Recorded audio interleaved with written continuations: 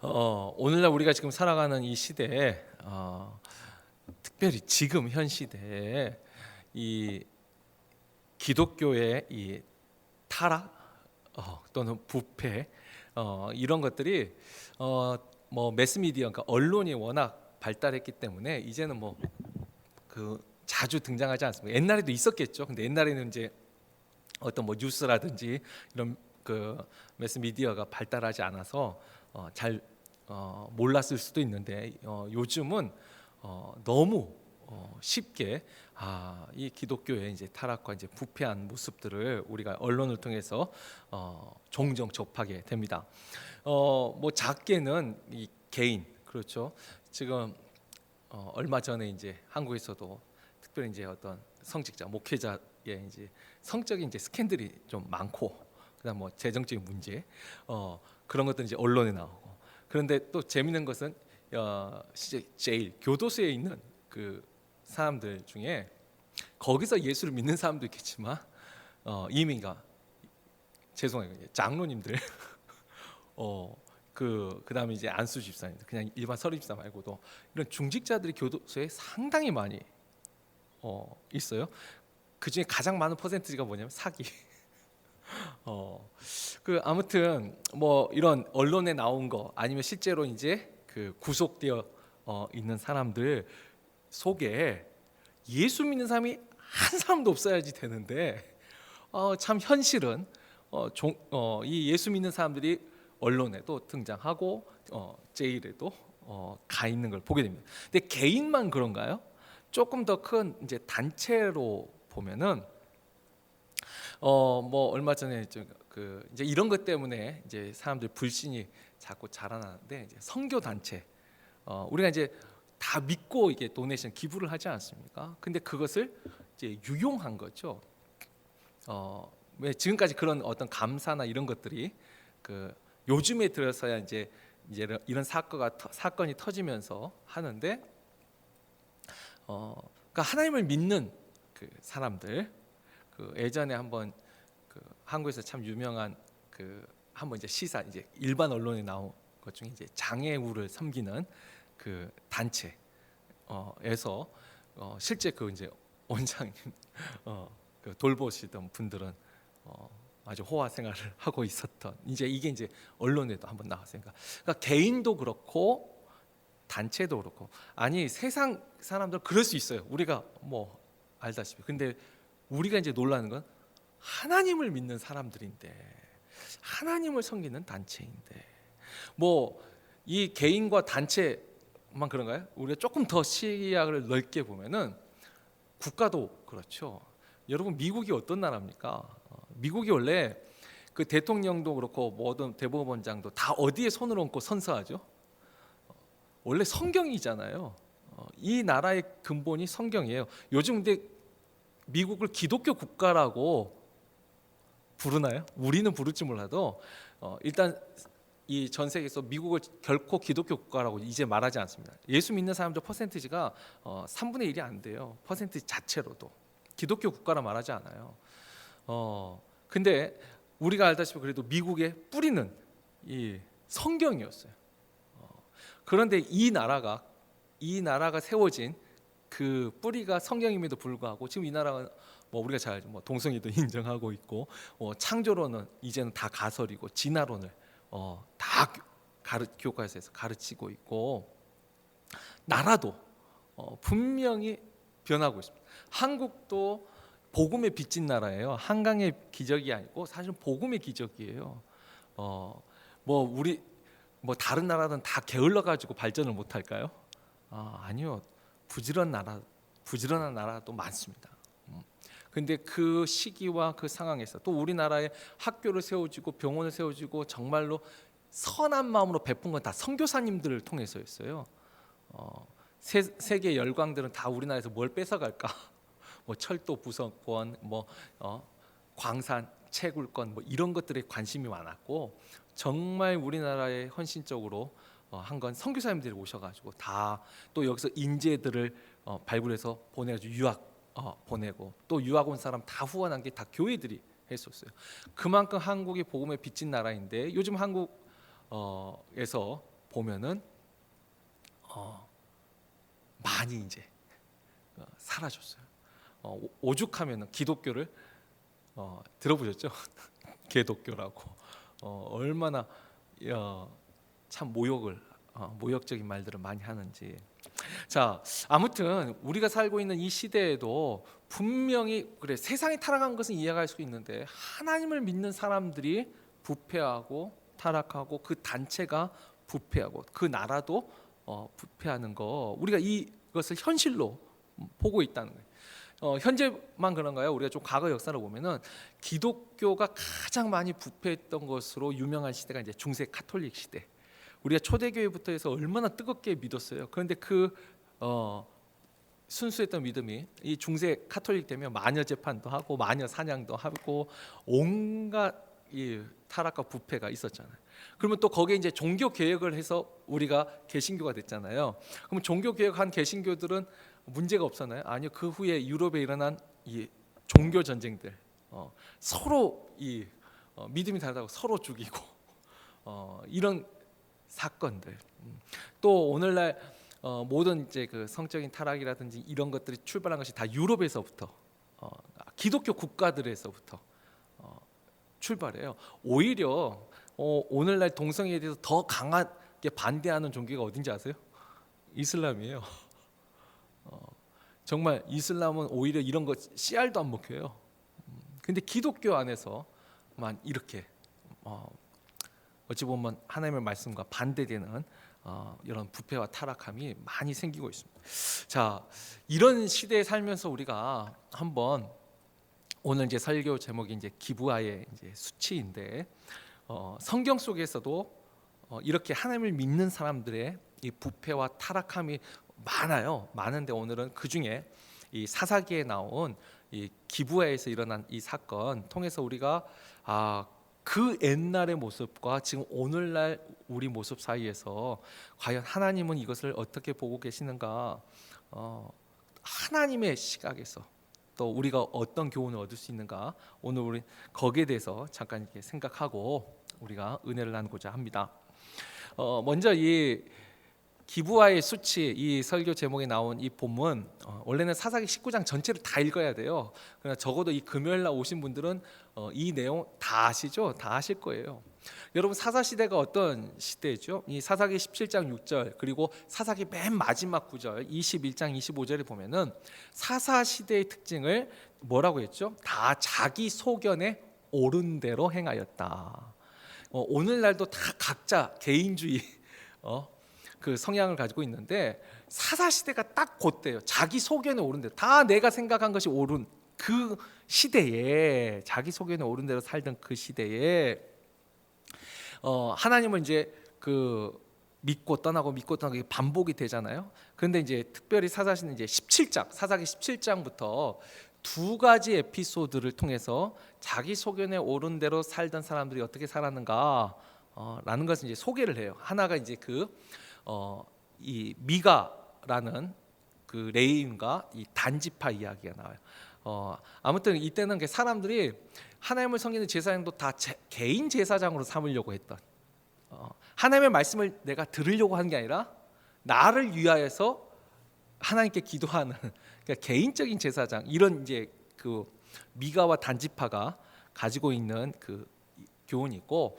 오늘 우리가 이제 볼 건 두 번째인데 이게 이제 레위인의 이 첩과 또 이 기브아의 이제 만행, 이 사건이 사사기 19장에서 20장 두 장에 걸쳐서 이제 기록이 되어 있습니다. 우리가 잘 알다시피 뭐 간단하게 요약하자면 그런 거죠. 오늘 우리가 읽었던 사사기 19장 이제 맨 앞에 1절을 보면은 이스라엘에 왕이 없을 그때에 에브라임 산지 구석에 거류하는 어떤 레위 사람이 유다 베들레헴에서 첩을 맞이하였더니, 이 에브라임 산지 어떤 구석에 있던 레위인, 중요한 건 레위인이에요. 그 사람이 유다 베들레헴에서, 또 우리가 알지만 유다 베들레헴 하면 예수님이 태어난 그 곳이 아닙니까? 근데 아무튼 그 베들레헴에서 첩을 삼았습니다. 아내가 아니고 우리가 말대로 첩을 삼았어요.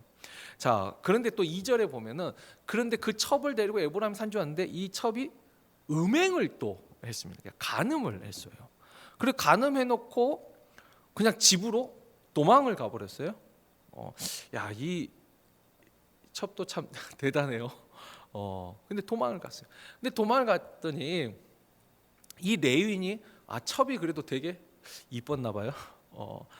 나 같으면 음행한 여자를 두 번 다시 보지 않을 텐데 또 그 첩을 데리러 그 유다 베들레헴으로 갑니다. 그래서 그 유다 그 베들레헴에 갔더니 이제 그 장인 어른이 이거 그래도 사이 왔는가 하면서 자기 딸 데리러 오니까 또 좋았나 봐요. 그래서 막 음식도 주면서 며칠 더 머물러라 해가지고 또 며칠 있었어요. 그런데 이제 아무래도 안 되겠다고 이제 집에 가야겠다고. 그러니까 또 장인이 하루만 더 있으라고.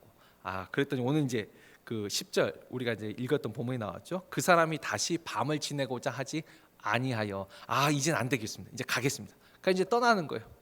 그래서 그 첩을 데리고 떠나다가 이제 해가 저무니까 집에 도착하기는 아직 길이 멀고, 그래서 근처 마을에서 우리가 유숙하자, 하룻밤 머물고 가자 라고 했는데 딱 근처가 여부스 근처예요. 근데 여부스는 어떤 곳이죠? 여부스가 바로 예루살렘이었어요. 예루살렘.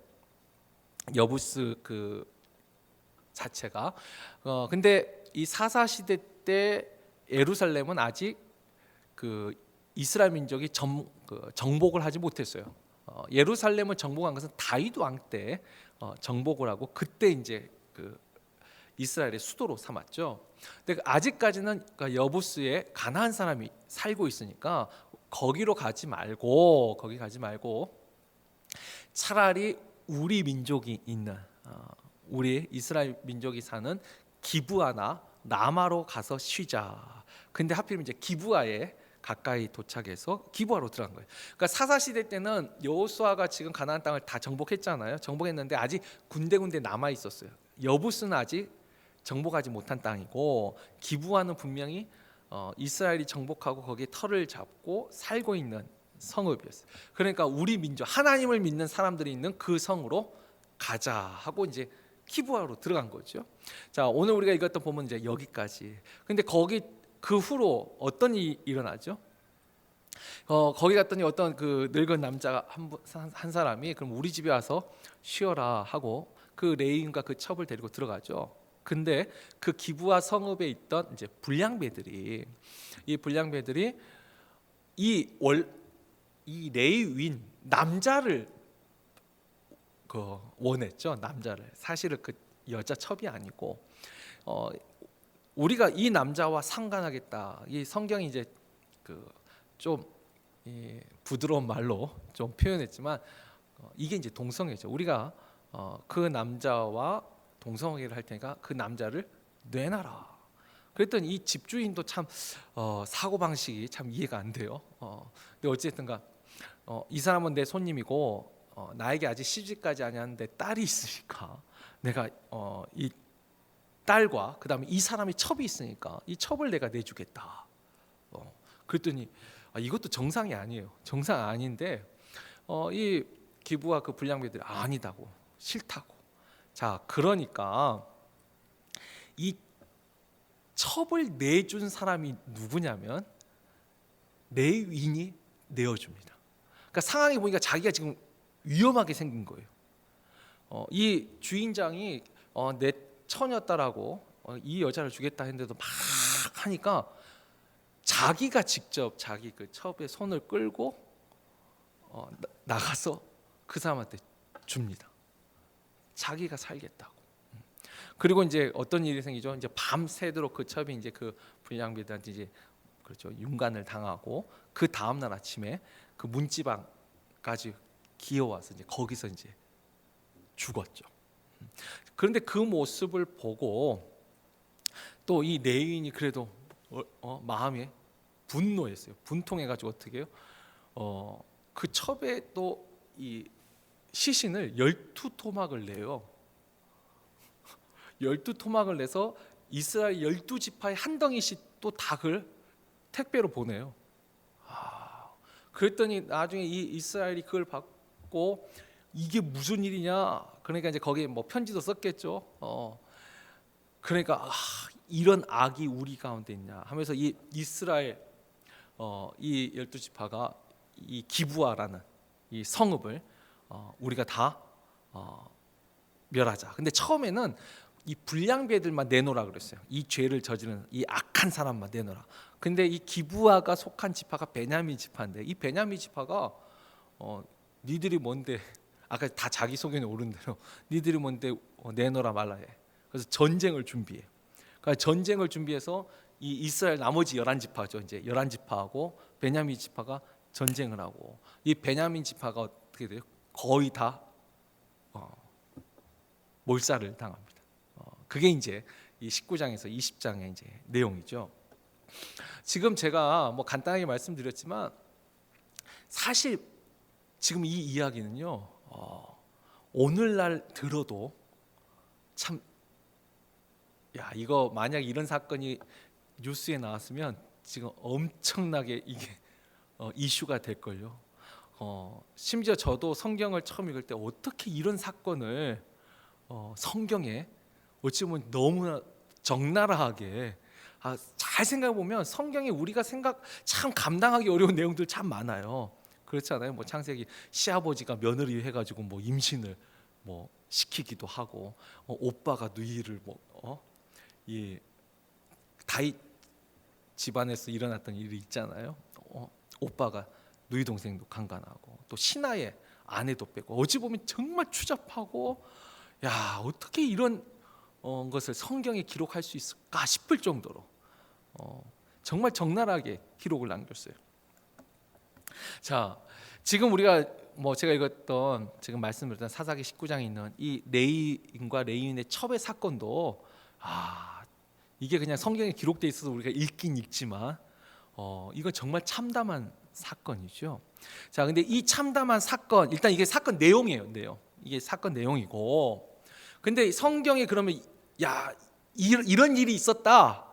그러니까 세상 뉴스나 언론처럼 어떤 흥미 위주로 이런 일이 세상에 이런 일이 지금 그걸 말하기 위해서 기록을 했을까요? 자, 이 속에 이제 담겨 있는 이와 같은 일들이 일어났는데 여기에 이제 하나님의 이제 공의, 하나님의 이제 심판이 이루어진 것들이 이 속에 이제 또 같이 담겨져 있습니다. 아까 보면은 하필이면 레위인이에요.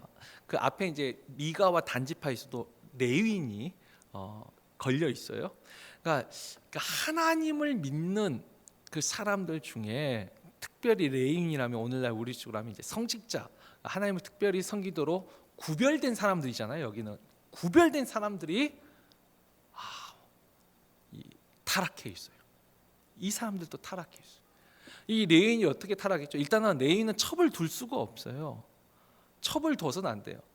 첩이 없을 수는 없어요. 그 사회 문화 때문에. 그러나 적어도 레위인들은 결혼도 꼭 처녀하고만 해야 돼요.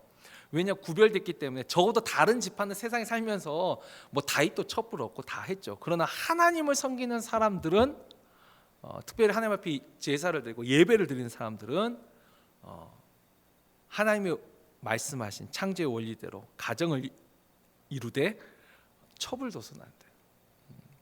근데 레위인이 첩을 뒀어요. 이것도 잘못이죠. 그리고 아까 그랬죠. 그 첩을 내어준 사람도 레위인이에요. 레위인이 하는 일이 뭐예요? 중보자의 역할인데 이건 중보도 아니고 자기가 살겠다고 이 첩을 내어주는 것도 이 레위인 굉장히 잘못하고 있죠. 또 하나 우리가 이제 제사장, 물론 이 레위인은 제사장의 직분을 하고 있지는 않은 것 같아요. 그래도 어쨌든 레위인인데 심지어 이 레위인들은 시체도 만지는 것을 조심해야 돼요. 부정을 타기 때문에. 근데 오늘날도요, 이 시신을 훼손하는 것은 중죄 중에 하나입니다. 이 훼손하는 거, 그 사람을 죽인 거였지만, 그래서 우리가 그 오늘날 우리가 살고 있는 시대 법에도 죽이는 거에 이제 훼손 이렇게 그 가끔 뉴스에 나오잖아요. 더 형벌이 늘어나잖아요. 그게 더 추가가 돼요.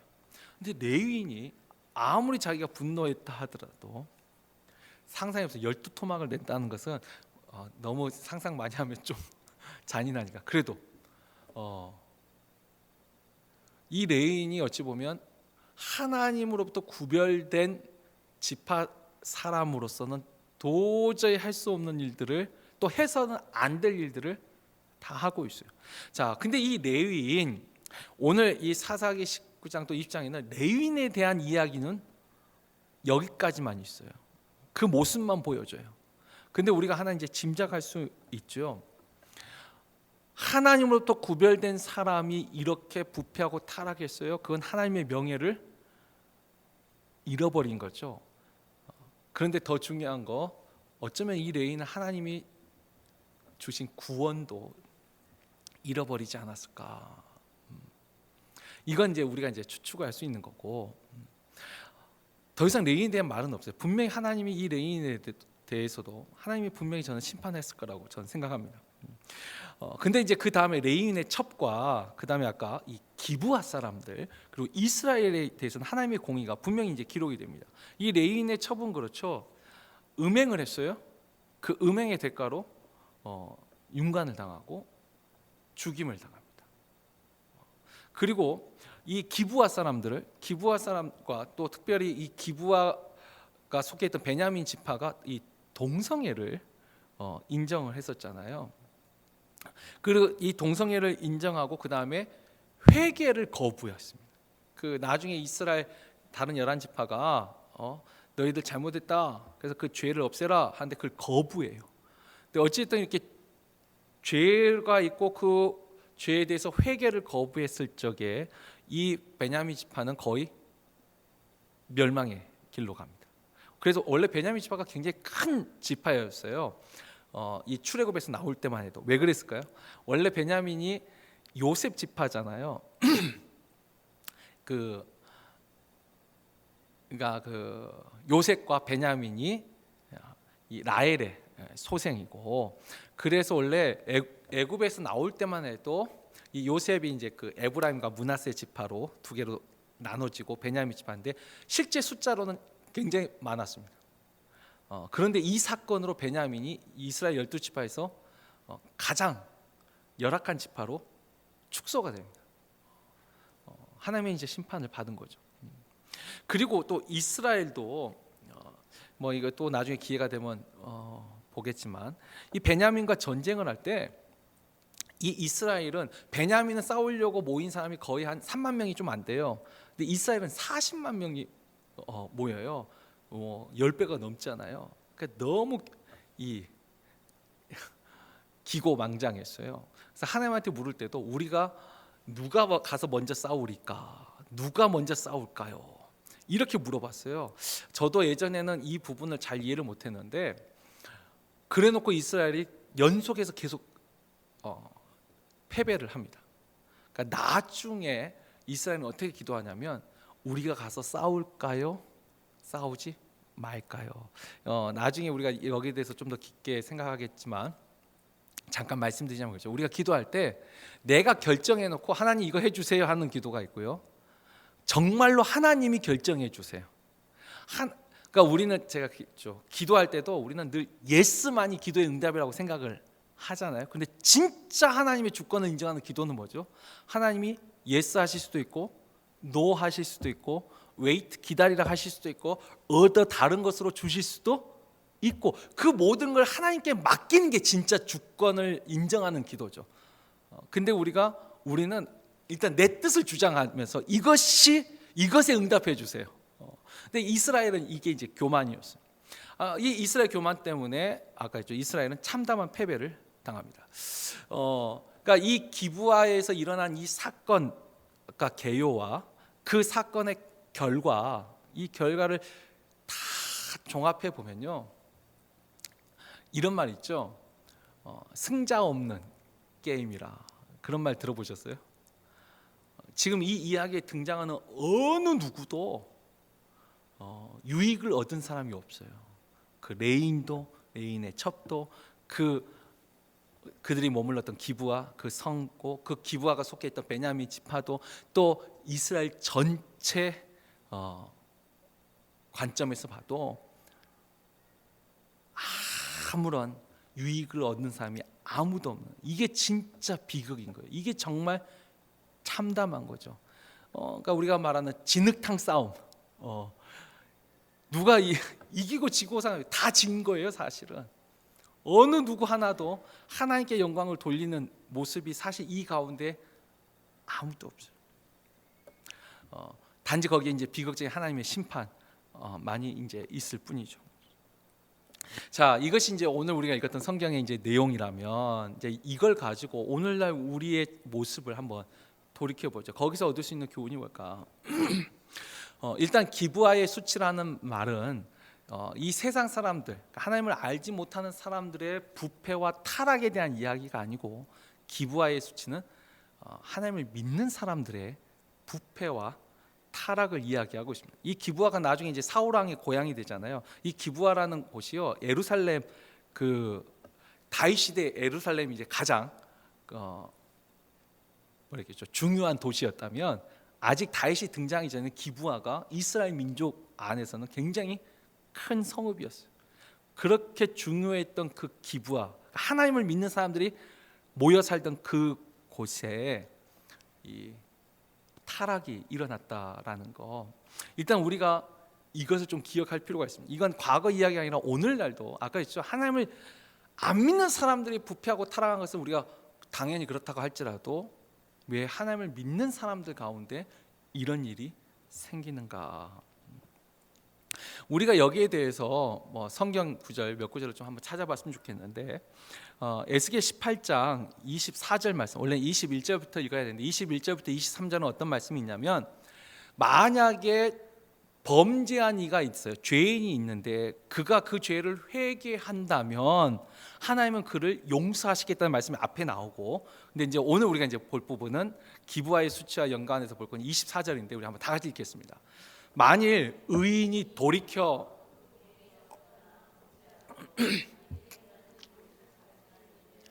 살겠느냐? 그가 행한 공의로운 일은 하나도 기억함이 되지 아니하리니 그가 그 범한 허물과 그 지은 죄로 죽으리라. 아멘. 여기서 만일 의인이 돌이켜, 의인이란 게 하나님 앞에 의인은 없어요. 여기서 의인은 하나님을 믿는 사람들이에요. 근데 하나님을 믿는 그 사람이 그 믿음에서 떠나 그 공의에서 떠나 다시 범죄한다면 그 의인이 살겠느냐? 아니, 그 일은 하나도 기억되지 않고 그가 그 허물과 지은 죄로 죽으리라. 아까 했죠, 범죄한 죄인이라도 회개하면 하나님은 살겠고, 그러나 반대로 의인이라 할지라도 그가 범죄하면 그는 그 죄로 죽으리라. 에스겔의 선지자 말씀이고, 또 주님도 하신 말씀 우리 한번 볼까요? 마태복음 12장 43절 45절 말씀, 뭐 잘 아는 말씀인데 한번 교독하죠. 제가 먼저 읽겠습니다. 더러운 귀신이 사람에게서 나갔을 때에 물 없는 곳으로 다니며 쉬기를 구하되 쉴 곳을 얻지 못하고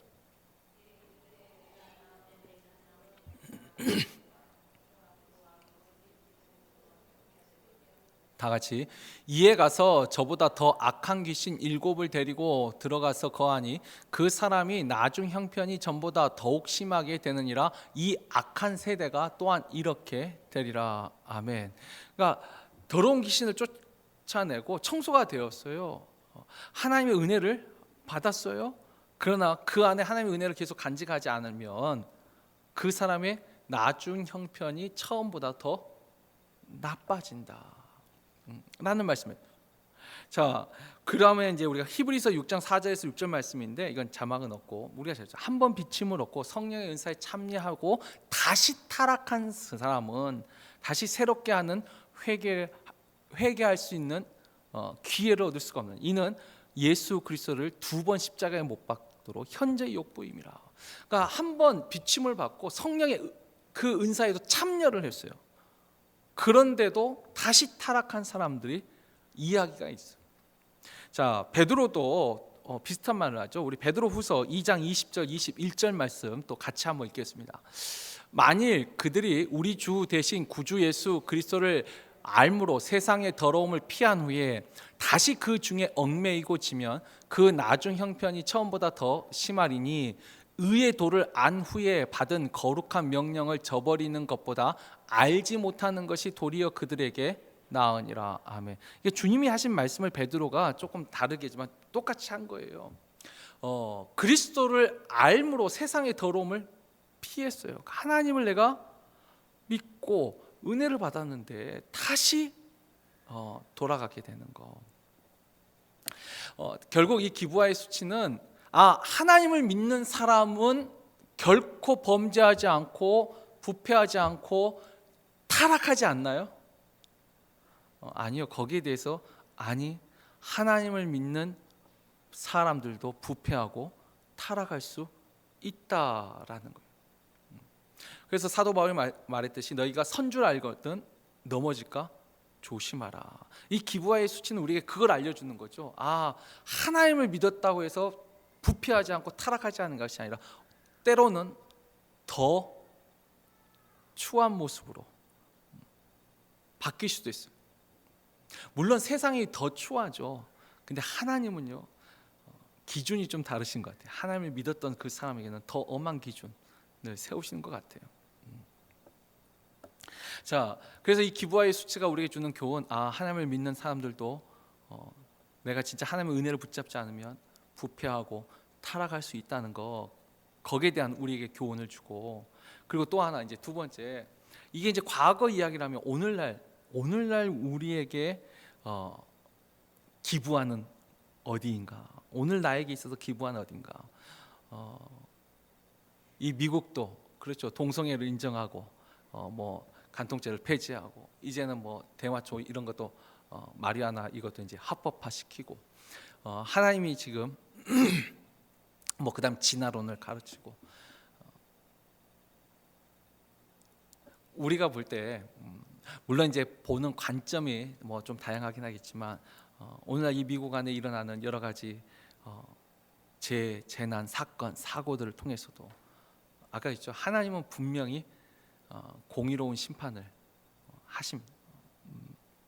근데 그것을 보고 그것을 깨닫고 회개하는 사람들에게는 하나님의 은혜가 있을 것이고, 그러나 이거 무슨 상관이야 하면 언젠가는 부끄러움과 수치를 당하는 일이 있을 텐데 우리가 한번 그거 생각해 볼 필요가 있죠.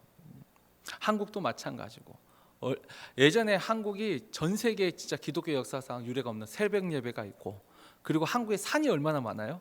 제가 과거 우리 한국 교회사 기록을 보면 방방곡곡 산에서 저녁마다 주여 하는 소리가 방방곡곡 모든 산에서 들렸다 할 정도로 그러니까 산기도 새벽기도가 이 우리나라의 굉장히 특색 있는 기도 중에 하나예요. 그렇게 기도하고 부르짖던 우리나라가 지금 그 하나님으로부터 멀어지면서 어떠한 일을 당하는가. 아까 국가만 얘기했나요?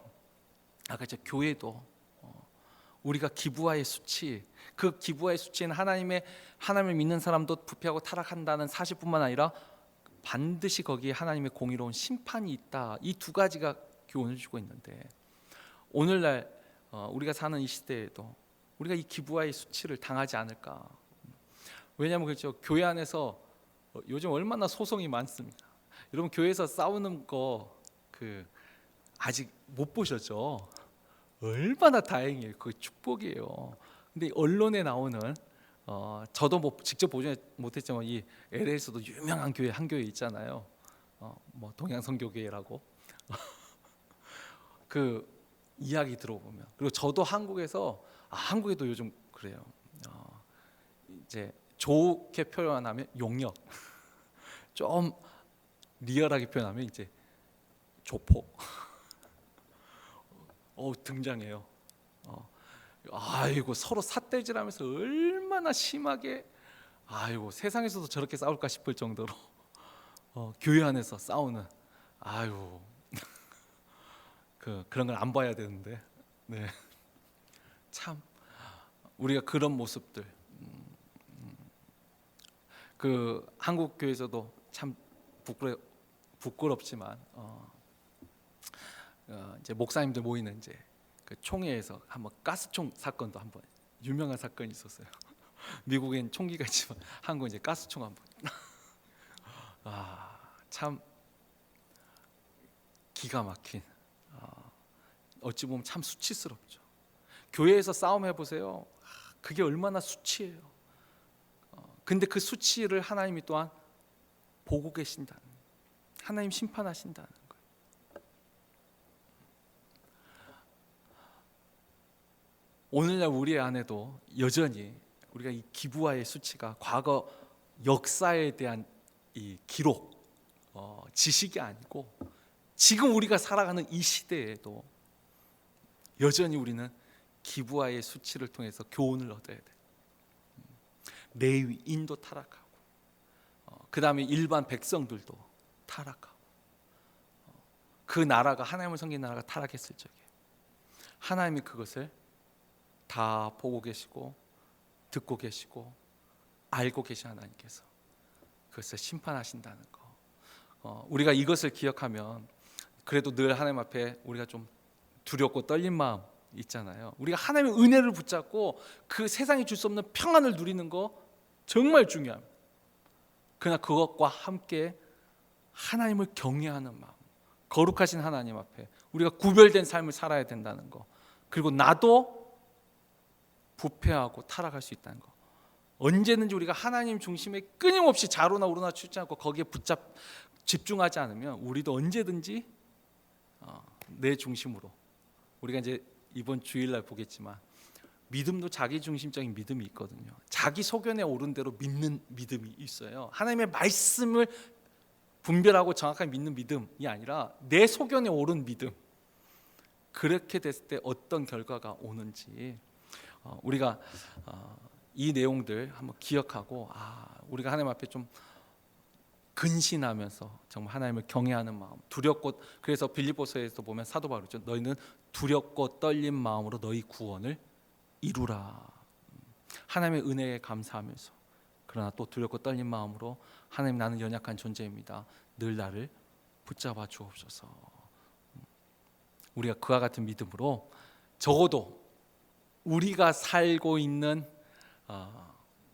지금 이 시대, 또 더 좁게는 적어도 내 자신, 또 우리 가정, 또 우리 교회에는 이 기부하의 부끄러움, 수치가 없기를, 하나님을 믿는 백성으로서 이와 같은 수치를 당하는 일이 없기를 주의 이름으로 축원합니다.